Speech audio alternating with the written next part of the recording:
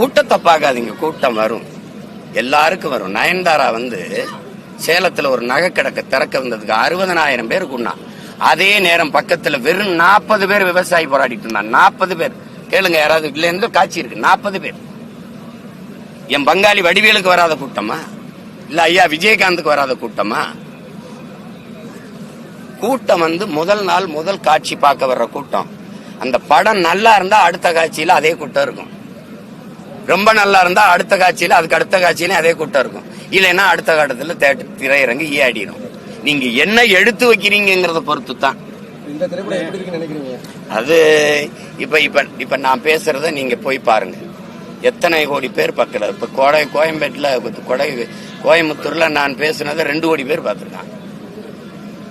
அதே என் தம்பி மாநாட்டில் பேசுறது இன்னைக்கு நாகப்பட்டினத்தில் பேசிட்டு வீட்டுக்கு போயிடுவார்ல, அதை தேடுங்க, எத்தனை பேர் பார்த்திருக்காங்க.